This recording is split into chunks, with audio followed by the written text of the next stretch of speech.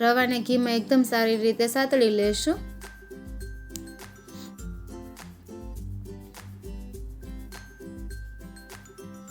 થોડો colour change થાય ત્યારબાદ આપણે મગની દાળ જે પીસીને રાખી હતી તે એડ કરી દઈશું।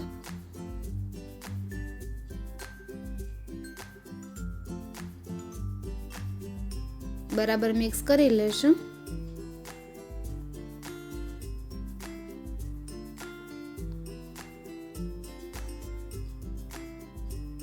હવે આ મિક્સર થોડું ડ્રાય લાગે છે તો આપણે 1 થી 1.5 ચમચી ઘી એડ કરશું।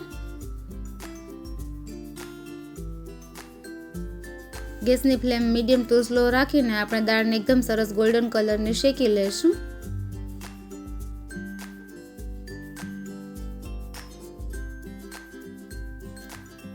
હવે આપણી દાળ એકદમ સરસ ગોલ્ડન કલરની શેકાઈ ગઈ છે। આપણે આ રીતે દાળને શેકવાની છે। હવે તેમાં આપણે અડધો કપ પાણી એડ કરશું। આ પાણી રૂમ ટેમ્પરેચર જ છે। બરાબર મિક્સ કરી લેશું। હવે તેમાં આપણે 2 કપ દૂધ એડ કરશું। આપણે દૂધ થોડું થોડું કરીને એડ કરવાનું છે, તેમાં લમ્સ ન થાય તે માટે। એકદમ સારી રીતે મિક્સ કરતા જાશું અને દૂધ એડ કરતા જાશું। હવે આ મિક્સરમાં લમ્સ ન થાય તે રીતે સરસ મિક્સ કરી લેશું।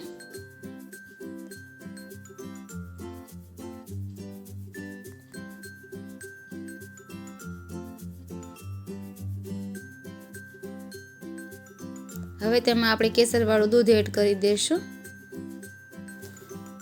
બરાબર મિક્સ કરી લેશું। ગેસની ફ્લેમ મીડિયમ ટુ સ્લો જ રાખવાની છે। આપણો શીરો તળિયે ના બેસે તે માટે તેને આપણે સતત હલાવતું જ રહેવાનું છે। હવે આ મિક્સર થોડું ડ્રાય થઈ ગયું છે, તેમાં આપણે ખાંડ એડ કરશું। આપણે 1 કપ મગની દાળ હતી તો આપણે 1 જ કપ ખાંડ લેવાની છે। આ મેજરમેન્ટથી શીરો પરફેક્ટ ગળ્યો થાય છે। જો તમારે થોડું વધારે ગળ્યું પસંદ હોય તો તમે 2 થી 3 ચમચી વધારે એડ કરી શકો છો। હવે આપણે આ મિક્સર થોડું ડ્રાય થાય ત્યાં સુધી તેને આપણે સતત હલાવતું રહેવાનું છે।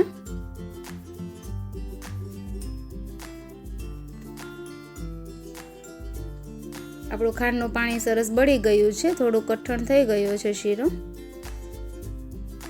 હવે તેમાં આપણે ઉપરથી 1 ચમચી ઘી એડ કરશું। એકદમ સારી રીતે મિક્સ કરી લેશું।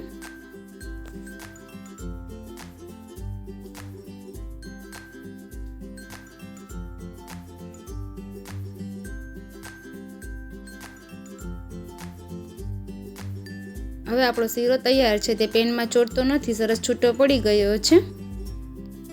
તેમાં આપણે કાજુ બદામ પિસ્તા એડ કરી દઈશું।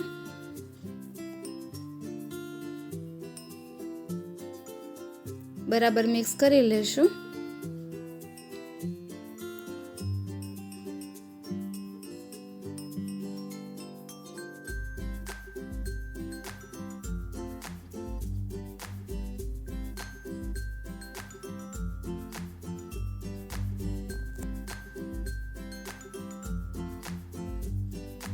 હવે આપણે મગની દાળનો શીરો તૈયાર છે, તેને આપણે પ્લેટમાં કાઢી લેશું।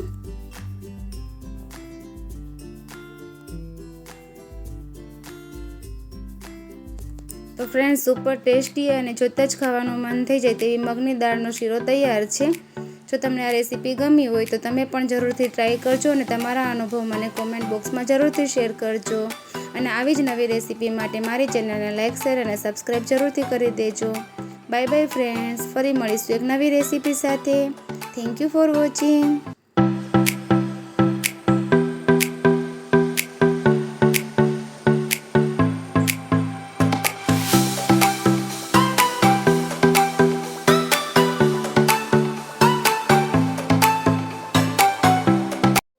તમને મારી રેસીપીઓ પસંદ આવતી હોય તો મારી ચેનલને લાઇક, શેર અને સબસ્ક્રાઇબ જરૂરથી કરી દેજો અને બાજુમાં બેલ આઇકનને પ્રેસ કરજો જેથી મારા આવતા વિડીયોની નોટિફિકેશન તમને મળતી રહે। Bye bye friends.